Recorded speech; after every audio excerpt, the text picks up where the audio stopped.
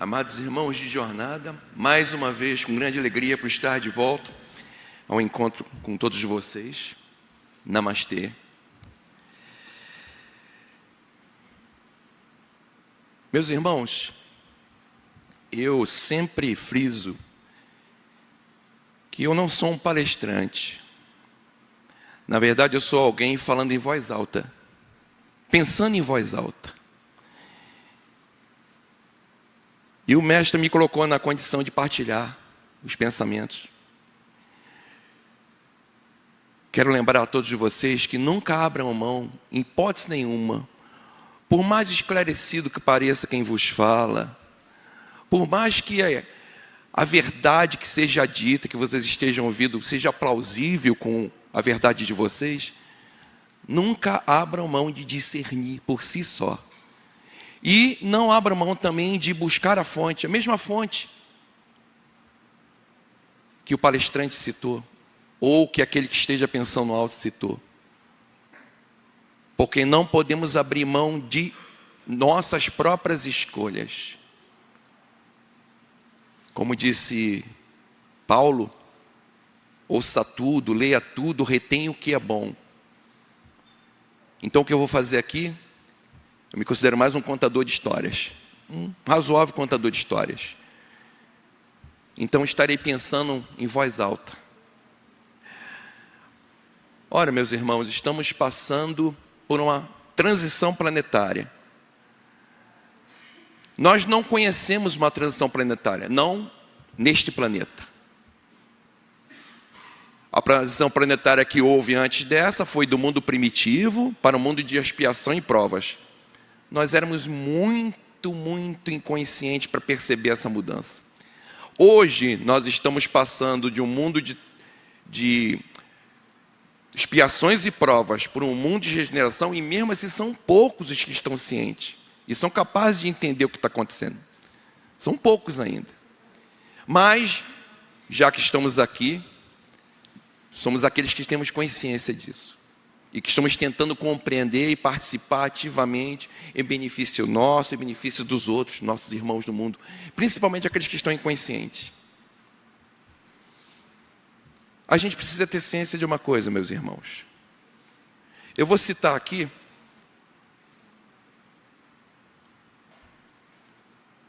Mateus 16, palavras de Jesus. Então Jesus declarou a seus discípulos: se alguém deseja seguir-me, negue-se a si mesmo, tome a sua cruz e me acompanhe.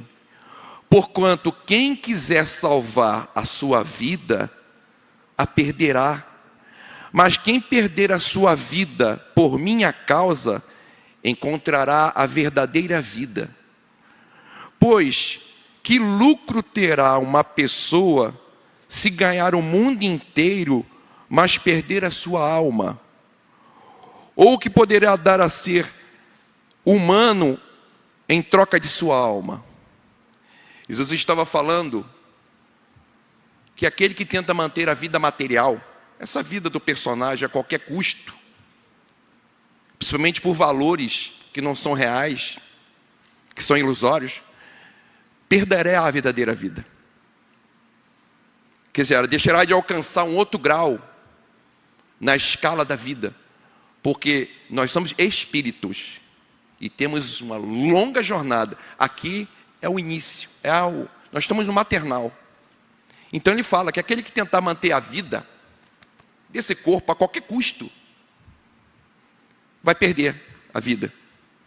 Mas aquele que for capaz de se entregar, preferir a morte, ao invés de negar a verdade e o amor que ele ensinou, vai ganhar a vida maior. Quer ver exemplos? Ele não foi esse roteiro para nós? Ele foi suscitado a negar tudo que ele vem ensinar para a gente, não foi? Se negares tudo que dissestes, pouparei tua vida. Tu não tens nenhum poder sobre mim. Pilatos não entendeu. Como não tem? Eu posso matá-lo. Ele não estava falando de corpo. E ele foi até o fim, em seu sacrifício físico, perdeu o corpo e retornou para mostrar que a vida continua. aquela ali foi a chancela de que o que ele veio falar para a gente era verdade. Ele chancelou que aquilo que ele falou sobre vida maior, que existe uma vida além, e que a gente precisa abrir mão de ilusões, de apegos, para poder alcançá-la, é verdade. Precisamos parar com essa ideia de temer a morte física. Quantas vezes nós já morremos? Nessa vida será a primeira vez que a gente vai morrer nessa existência? Quantas mortes, quantos corpos nós já perdemos? Sequer somos capazes de dar um número. E olha, morremos de forma muito, muito, muito sofridas. E por motivos muitas vezes indignos. Aquela morte não foi causada porque a gente estava defendendo ideais elevados. Não, normalmente não. Era por questões indignas. Ódios, guerras, mentiras, farsas e tantas outras coisas vis que nós, infelizmente, fizemos. Então a gente precisa perder a ideia de que segurança acompanha o corpo físico. A gente precisa superar isso. A segurança verdadeira não está sustentando e mantendo o corpo vivo, não. A segurança verdadeira está no seu espírito, no que você tem cultuado de amor e de pensamento, e como você o pratica. Porque o mundo jaz onde? Todos conhecem essa máxima? O mundo jaz no maligno. O mundo jaz no maligno. Então a gente precisa transcender essa ideia de que lugar seguro é com o corpo, é resguardando o corpo. Jesus mostrou que não. Vamos ver os outros exemplos? Joana de Cusa, que eu citei aqui em outras palestras. Discípula de Jesus. Vai até Jesus, quer abandonar Cusa. Cusa é o administrador do palácio de Herodes. E ela está enojada daquele ambiente de mentira, de falsidade, de crueldade da elite. E quer seguir Jesus. E ele fala que não, que ela tem um dever com o marido. Que ela volte, o acompanhe, o perdoe, o ame, lide com ele segundo a necessidade dele. Porque ela precisa dele, do exemplo dele. Ela o obedece. Vai e fica com ele. Como em todo o ambiente das elites, onde se cultua falsidades e mentiras, ele cai em desgraça e perde a posição de administrador do palácio. Fica miserável e pobre. Não suporta isso e morre. E deixa Joana com o filho. Joana sustenta o filho. Mas naquela época, se você não tinha um marido, você não era nada. Tanto é que o nome é Joana de Cusa. Cusa é o nome do marido. E aí ela foi, convidada a ser amante, a se sujeitar a vários homens.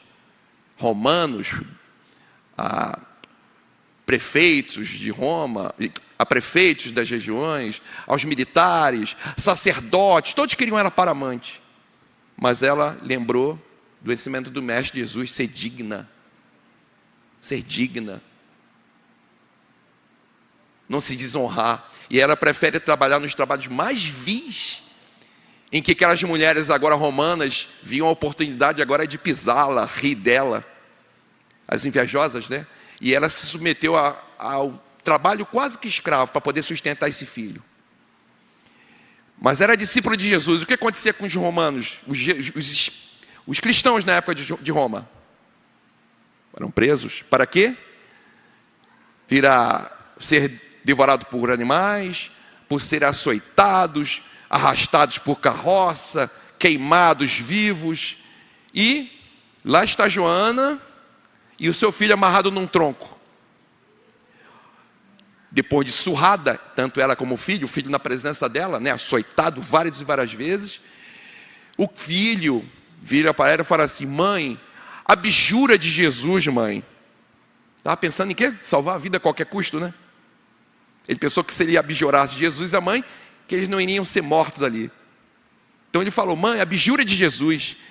Ela diz para ele: cala-te, porque aquele que veio nos ensinar o amor e a verdade sacrificou-se para que a gente pudesse compreender a verdade e o amor e o caminho.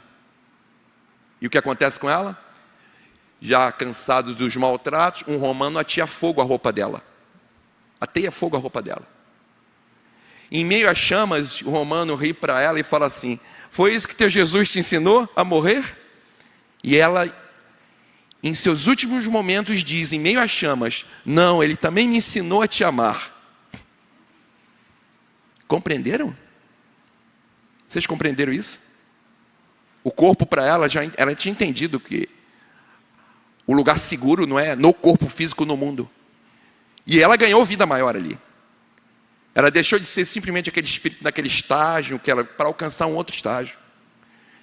Joana continuou a sua jornada espiritual. Eu vou falar só de uma aqui, que ela teve muitas. Joana, também com o nome de novo Joana, na Bahia, aqui no Brasil, em tempos passados, há uma guerra na Bahia e era uma madre. Era uma madre responsável por freiras e noviças numa igreja na Bahia. E há uma guerra. E os soldados querem entrar na igreja para abusar das freiras e das noviças. Ela se coloca na porta. Corajosamente está na porta, enfrentando os soldados que querem entrar. Enquanto isso, as freiras tinham saídas e passagens secretas. As freiras, todas as noviças fogem por esses passagens secretos que vão dar em casas próximas. Ela então foi atravessada por uma baioneta pelo soldado.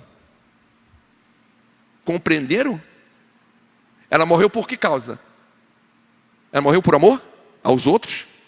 Ao socorro dos outros? Entenderam? É claro que ela alcançou um outro nível, maior ainda.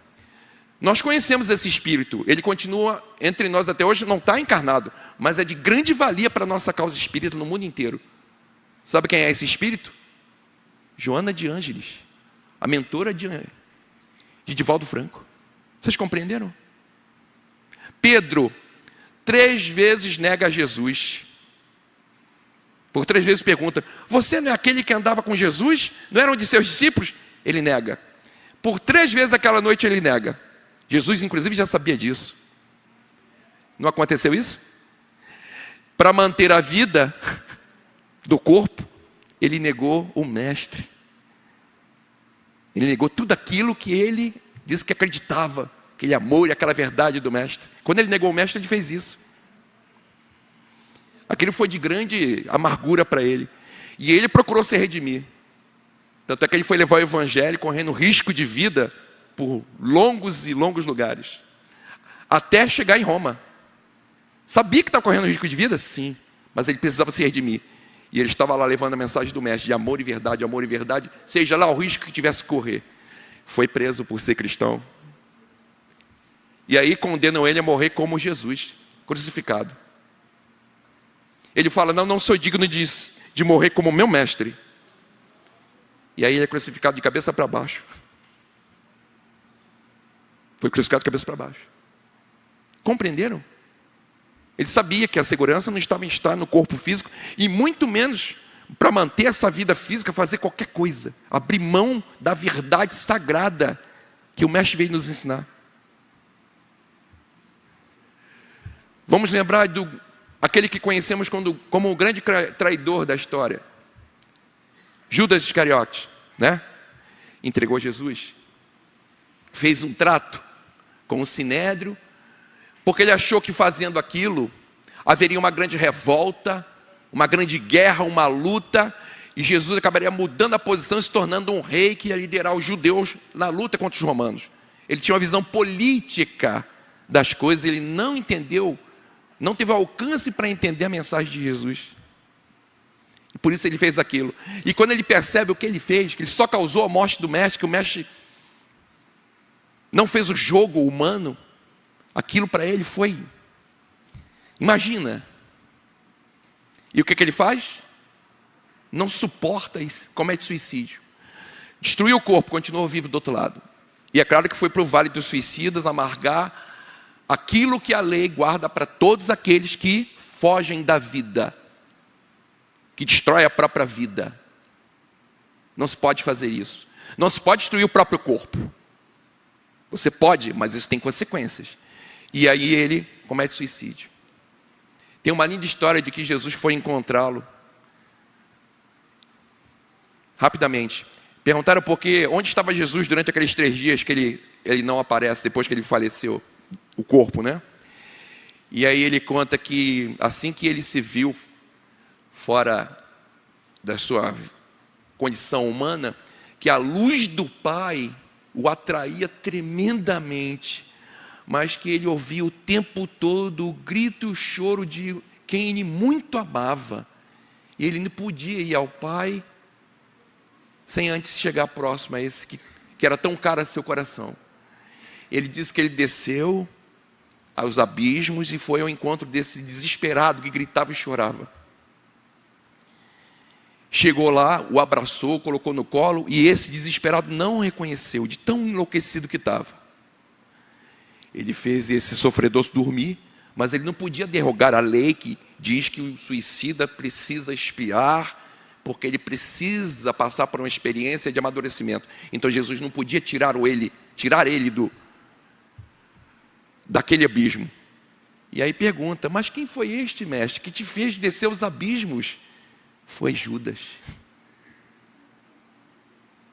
Ele foi ter com Judas. Maria também foi ter com Judas. Tem um livro, se eu não me engano, é Boa Nova, que conta o encontro de Maria, que ele foi lá consolar Judas. Bom, mas não vem o caso. Compreenderam, meus irmãos? A segurança não está em corpo físico. Agora, essa segurança não é ganha simplesmente morrendo por nada. Você está morrendo por que causa? Qual é a causa dessa sua morte? É a causa do mestre? De amor e de verdade dele? Ou é só uma luta, uma briga em que você está competindo com o outro? Porque existiu mortes muito violentas na história da humanidade. E isso não significa que aquela pessoa que morreu com violência se tornou um santo. Não, qual era o motivo daquela morte? Era uma guerra terrível, em que 2 inimigos terríveis se destruíram. Eles não se tornaram seres elevados por causa disso. Porque qual era a motivação daquela morte? Ódio. É diferente daquele que morre defendendo a verdade e o amor do mestre, não abrindo mão de se ver como um seguidor, mesmo que imperfeito, da mensagem do mestre. Não interessa qual motivo seja o que se vai enfrentar. Não for assim com todos os nossos irmãos cristãos primitivos? Não tem sido a história dos cristãos em várias partes do mundo, inclusive atualmente?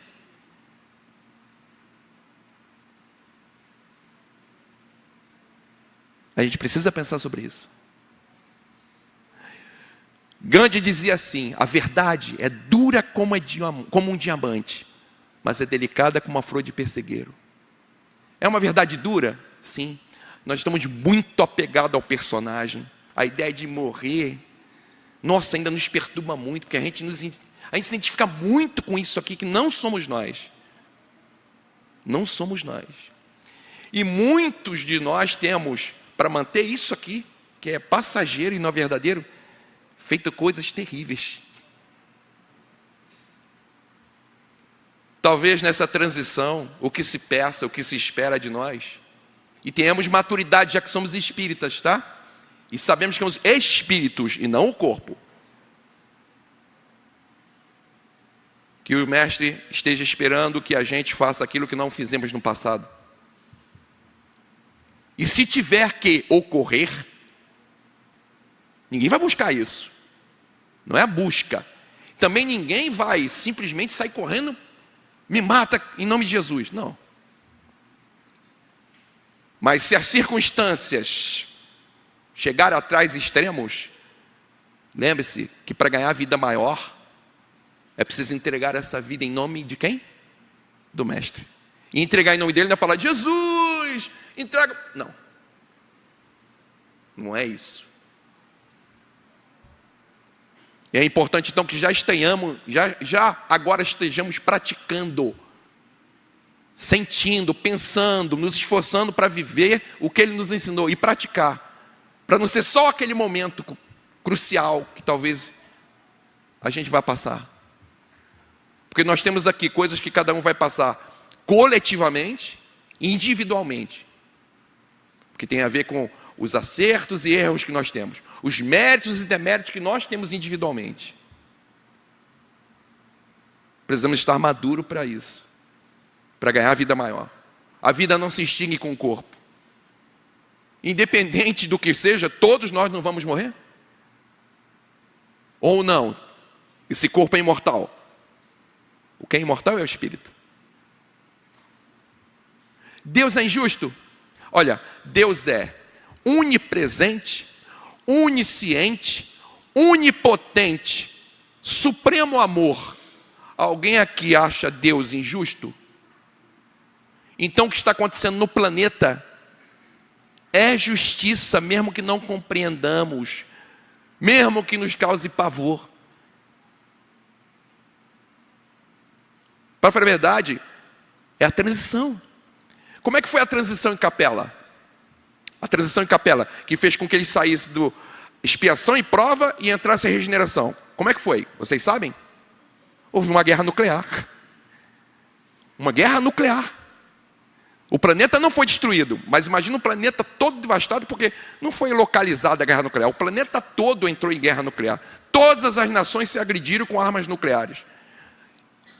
Pode-se imaginar como é que ficou aqueles que sobreviveram à explosão? No plano físico? É claro que, assim que aconteceu isso, aqueles que lá não mereciam permanecer naquele mundo, vieram para cá. Somos nós, para falar a verdade, agora que estamos mais despertos, segundo Chico Xavier, porque quem acredita em reencarnação, possivelmente é capelino. Então, olha só, não vivemos a experiência aqui, mas vivemos a experiência lá. E falhamos lá, porque fomos nós que fizemos o pior. E aqueles que lá foram até o final, defendendo a mensagem de amor e verdade do Cristo que lá apareceu para contá-la, continuaram lá, o mundo se tornou um mundo de regeneração em provas e está seguindo em frente. E com certeza agora vai se tornar um mundo feliz, já que a Terra vai entrar em estado de degeneração, lá vai ser um mundo feliz. Os mansos e os pacíficos herdarão a Terra. Mansos e pacíficos, não, omissos e covardes. Os mansos e pacíficos que quiserem herdar esta terra, continuar reencarnando aqui, terão que dar prova de que entendemos a mensagem do Mestre. E de que entendemos que isso aqui é um instrumento que deve ser amado, cuidado, sim, preservado, sim. Mas entre ele e negar a verdade e o amor, pense sobre isso, porque o Mestre já deu o roteiro. Ele deu o roteiro. Eu sou o caminho, a verdade e a vida. Não foi o que ele disse? E ele mostrou o roteiro de como viver isso. Viu o que falou? Segue-me. Eu sei que isso é chocante. Eu sei que isso traz aflição. Eu sei disso. Mas olha, pense numa coisa. Digamos que você vá ao médico. E o médico descubra que você tem câncer. Mas para não te afligir, ele não conta para você. Ele descobre que você está com câncer. Aí ele pensa assim, meu Deus, ele vai ficar aflito, a família toda vai ficar abalada, nossa, isso vai ser um sofrimento muito grande. O tratamento também, ele vai pensar que a quimioterapia é um tratamento sofrido, todo mundo sofre com ele, eu não vou falar que ele está com câncer não. O que vai acontecer? Se ele falar, existe a possibilidade de tratar e ele se curar. Mas se ele não falar, o que acontece? Ele poupou aquele cidadão da angústia, né, daquele período todo de tratamento e de pensar sobre o assunto, se vai viver ou não. É uma angústia para todo mundo. Mas se ele não contar o que é certo, a morte desse cidadão. Então, olha só, por mais que pareça desanimador e duro isso que eu estou falando, é melhor pensar, porque o Mestre veio trazer isso para a gente. Ele veio falar disso para a gente. Que a gente não deve, em hipótese nenhuma, abrir mão da verdade do amor às custas de estar no corpo. A gente está no corpo várias vezes, estará muitas vezes ainda. Mas não abra mão da verdade do amor. Agora olha só, cada um aqui fará suas escolhas.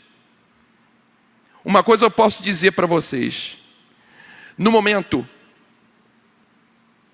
a coragem virá, e ela será maior do que você pensa que tem. E tudo que a espiritualidade nos fala é que esses que fizeram essas escolhas não passaram as dores que aquela forma de sacrifício causou. A espiritualidade fala que Joana de Cusa não ficou ali sentindo aquelas dores do corpo ser queimado. Que Joana d'Arc, que também fez a mesma escolha, porque Joana d'Arc, sabe quem é? Joana d'Arc era Judas Iscariote. Ele veio resgatar o erro. O que ele fez? Ele veio cumprir uma missão de Jesus, que era proteger a França da Inglaterra, porque a França tinha um papel importante nos planos de Jesus para o planeta, e ela veio ajudar um exército pequenininho francês a vencer um exército gigantesco inglês. Ela lutou, combateu, tirou vidas de outro. Né? Quando tudo acabou, o que disseram que ela era? Uma bruxa. E quem estava guiando era o dito cujo. Então foi traída, foi caluniada, humilhada, e no final o que aconteceu? Foi queimada viva. Resgatou aquilo que foi causado ao mestre. Mas não foi só isso. Em outras etapas, antes de Joana d'Arc, ele já vinha dando provas de entrega do seu corpo em nome da mensagem do mestre para poder resgatar o erro.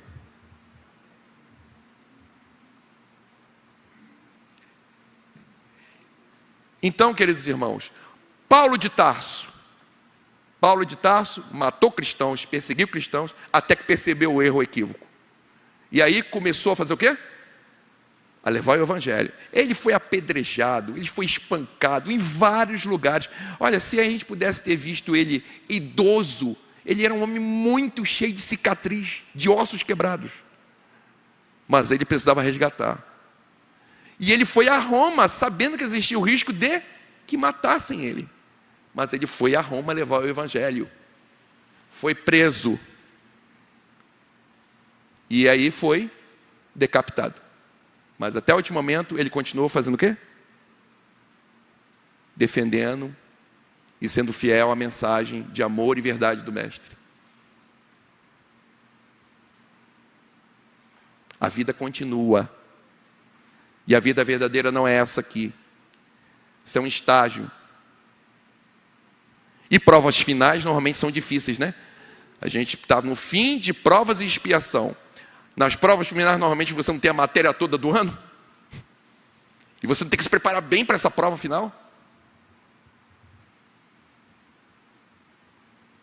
Se você tiver fé, assim como Paulo disse que não era ele mais que vivia, mas o Cristo vivia nele, assim será com todos nós, se caso estiver em nosso roteiro alguma forma de experiência parecida com essa.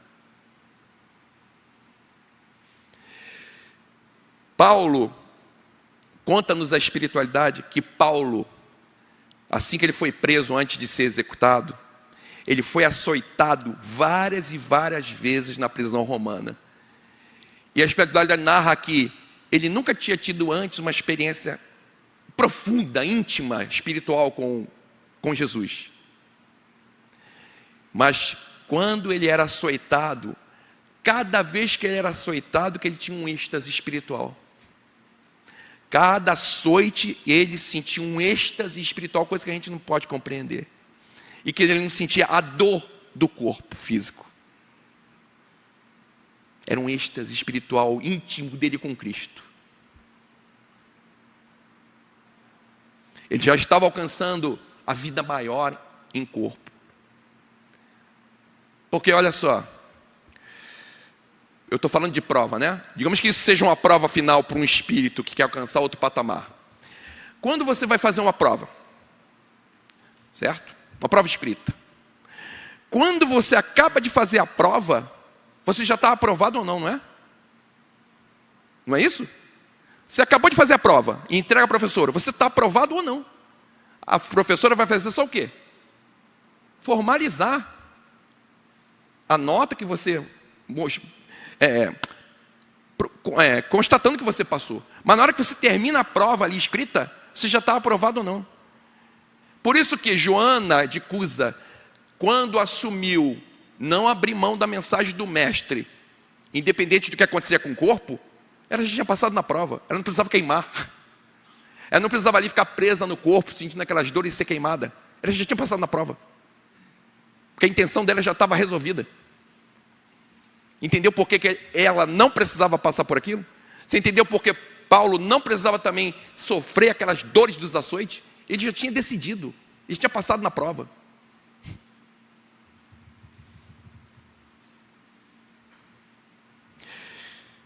Mas para poder eu sei que é uma energia difícil, eu sei que balança, mexe com a gente é muito apegado. Eu estou assim, eu sou espírita, tenho convicção em todas essas coisas, mas uma coisa é falar, se esforçar por viver, e outra coisa é essas experiências que a gente não conhece, mas que são exemplos para todos nós. Está na história de todos os grandes seguidores do Divino Mestre.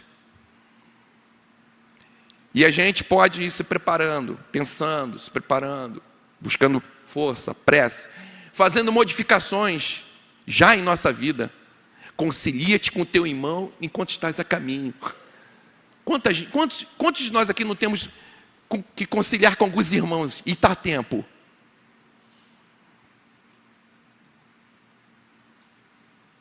E outras coisinhas mais que a gente pode fazer. E estamos por causa de orgulho e vaidade, por disputar quem está com a razão. Você quer ter razão ou quer estar feliz? Você quer a razão ou ser feliz?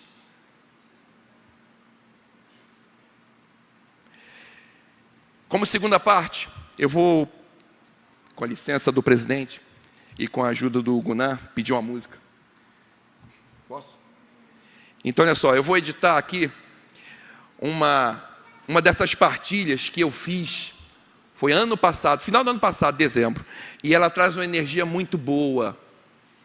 Uma energia que tem a ver exatamente com nós espíritos. Reconhecimento de que nós somos espíritos e não matéria. E há uma música que vai nos ajudar nessa vibração. O Capital Inicial tem uma música chamada Primeiros Erros. E eu queria saber, eu queria entender de onde veio a música. Qual foi a inspiração do Kiko Zambianchi, que é o autor da música, não é o Capital Inicial? De onde veio essa canção? Que inspiração, onde ele encontrou inspiração para fazer a música? A música Primeiros Erros. E depois de querer saber, depois de um longo tempo, estou olhando o YouTube, apareceu exatamente o Dinho Ouro Preto e o Kiko Zambianchi. E a pergunta do Dinho para o Kiko é: da onde veio a música Primeiros Erros? Que é um sucesso em todas as vezes que o Capital Inicial canta, é um sucesso. Todo mundo pede. Ninguém abre mão de ouvir Primeiros Erros. E aí ele fala: olha só, eu vim do interior de São Paulo para a capital, para tentar a vida, e comecei a ter síndrome do pânico, comecei a sentir mal, vazio, tal. Eu fui ao médico, saber o que está acontecendo comigo. E o médico falou: ó, fisicamente você não tem nada organicamente, você está bem organicamente, muito bem. E aí ele foi procurar psicólogo, chegou a ir a psiquiatra para tomar medicamento, e nada daquilo resolver. Ele falou: meu Deus do céu, o que é isso? E aí falaram para ele: já procurou uma casa espírita? Você já procurou aí um centro espírita? Já procurou aí espiritualidade, tratamento da espiritualidade? E aí, custava nada, ele foi. E ao buscar um tratamento espiritual, sumiu a síndrome do pânico. Com certeza, a causa era espiritual. O que nos diz a música? E possivelmente a música foi inspirada por um espírito. Um espírito, ao meu ver, tá? Um espírito na erraticidade, reconhecendo que tudo aquilo que ele estava passando no plano astral desagradável era resultado da sua jornada equivocada no mundo. Então, reconhecendo os erros dele e reconhecendo que tudo agora que acontecia com ele era resultado daqueles erros passados, ele sentiu vontade de extravasar isso de alguma forma. E ele queria passar isso como uma mensagem para nós aqui. encontrou alguém com quem ele tinha sintonia, o autor, e induziu. Porque a música fala assim, primeiro, a música fala romanticamente o que é um espírito. Seria uma descrição romântica, romanceada do que é um espírito. Ela fala assim, ó, meu caminho é cada manhã, não procure saber onde vou. Meu destino não é de ninguém, eu não deixo meus passos no chão. Se você não entende, não vê, se não me vê, não entende. Não procure saber onde estou, se meu jeito te surpreende. É a descrição romântica de um espírito. O que é um espírito? E aí ele fala dessa experiência. Se um dia eu pudesse ver meu passado inteiro e fizesse parar de chover nos primeiros erros, o meu corpo viraria sol, minha mente viraria sol, mas só chove. O que é a chuva? A chuva era o retorno de todos os equívocos, de todos os erros sobre ele. E ele então não brilhava o sol que ele poderia, porque ele está resgatando no plano espiritual ainda os erros. Ele está sofrendo o resultado dos erros dele. E ele reconhece, se lá no início, nos primeiros erros, eu tivesse parado, eu agora viraria sol, eu seria um sol. Então é simplesmente um reconhecimento de que, apesar de você estar agora sofrendo o resultado dos equívocos do passado, essa chuva que cai sobre você, é uma forma romântica de falar dessas aflições, ela vai passar. E o sol vai brilhar. Porque não é natural? Por mais que haja uma tempestade terrível, alguém duvida que lá em cima, acima das nuvens, o sol está brilhando? E que após essa chuva se desfazer, o céu será azul e o sol brilhará? Pois é a nossa jornada. Nós estamos aqui sofrendo exatamente o retorno de todos os equívocos nossos. É a chuva caindo sobre nós. São essas aflições que a gente podia ter evitado lá nos primeiros erros se a gente evitasse fazer aquilo e mudasse, mas não conseguiu. Agora essa chuva cai, mas essa chuva vai passar e o nosso corpo e nossa mente vai virar sol. Meus amados irmãos, namastê.